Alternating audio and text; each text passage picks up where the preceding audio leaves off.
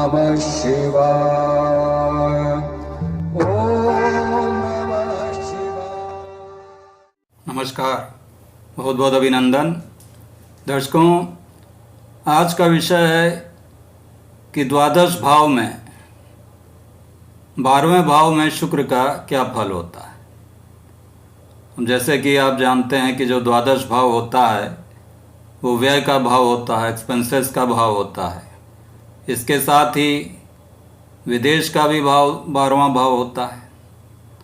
साथ ही हॉस्पिटलाइजेशन को भी हम 12वें भाव से देखते हैं। विशेष रूप से व्यय का भाव 12वां भाव होता है।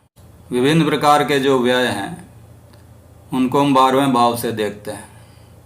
जैसे किसी यात्रा पर कोई व्यय होना, हॉस्पिटलाइजेशन पर कोई व्यय हो जाए, बीमारी पर कोई व्यय हो, इन सभी को हम 12वें भाव से देखते हैं। इसके अतिरिक्त 12वां भाव जो है वो शय्या सुख का भी भाव है।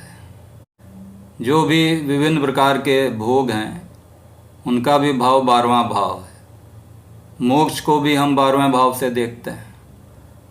अब शुक्र यदि 12वें भाव में बैठ जाए तो शुक्र चूंकि एक लग्जरी का ग्रह है, विभिन्न प्रकार के ऐश्वर्य की जो वस्तुएं होती हैं उनका ग्रह शुक्र है।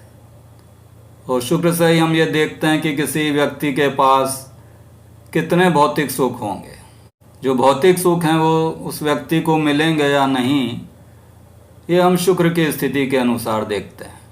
12वां भाव भी चूंकि भोगों का भाव है, विभिन्न प्रकार के जो भोग हैं, विलास हैं, उनका भाव 12वां भाव है। तो 12वें भाव में जब शुक्र बैठा होता है तो वो वहाँ पर अपने को कंफर्टेबल स्थिति में पाता है। तो वैसे तो यदि अन्य कोई ग्रह हों और 12वें भाव में बैठे हों तो वहाँ पर वो अशुभ फल देते हैं। लेकिन यदि शुक्र 12वें भाव में बैठ जाता है तो वो उसकी कंफर्टेबल स्थिति होती है और वहाँ पर वो शुभ फल देता है।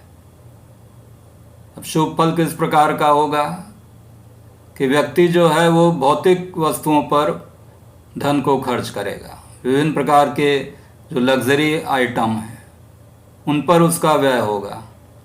अब शुक्र यदि 12वें भाव में है तो वो यदि अपनी मित्र की राशि में हो या अपनी खुद की राशि में हो, उच्च राशि में हो, तब तो जो उसका फल होता है वो काफ़ी शुभ मिल जाता है।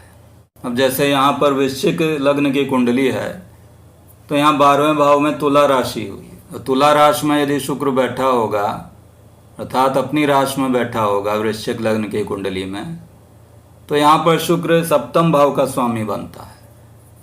अब चूंकि सप्तम भाव का स्वामी होने के कारण शुक्र विवाह भाव का स्वामी बन गया।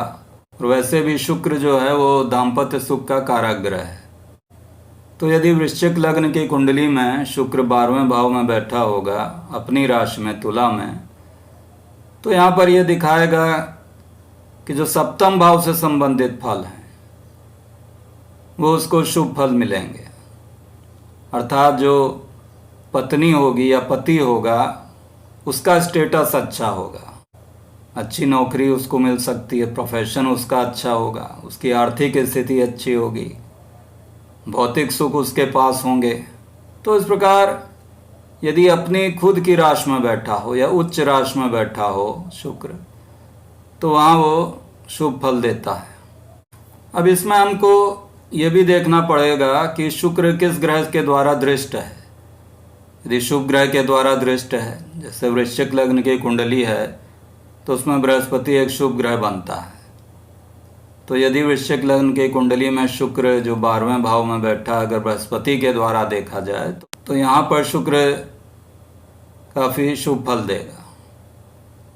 और इसके विपरीत यदि शुक्र किसी अशुभ ग्रह के द्वारा देखा जाता है और वो उस लग्न में अशुभ ग्रह बनता है, अकारक ग्रह बनता है, और उसके द्वारा शुक्र देखा जाता है, तो वहाँ पर शुक्र का जो फल होगा वो अशुभ हो जाएगा।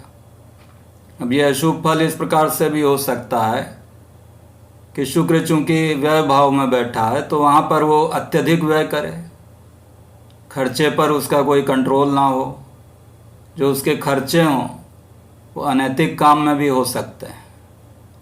यदि शुक्र पीड़ित हो जाए किसी प्रकार, किसी पाप ग्रह के साथ बैठ जाए 12वें भाव में, या अकारक ग्रह के साथ बैठ जाए, जो कोई ग्रह अकारक भी हो साथ में पापी भी हो, ऐसे ग्रह के साथ शुक्र बैठ जाए 12वें में, तो वहाँ पर वो अनैतिक कार्यों की तरफ भी जातक को अग्रसर कर देता है।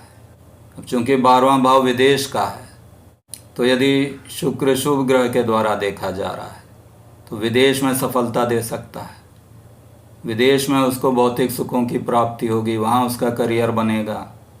तो इस प्रकार दर्शकों, आपने जाना कि शुक्र 12वें भाव में किस प्रकार के फल दे सकता है और किन स्थितियों में वो शुभ और अशुभ फल देता है। तो आशा है कि आपको ये वीडियो पसंद आया होगा। यदि पसंद आया तो कृपया लाइक करें, सब्सक्राइब करें। धन्यवाद।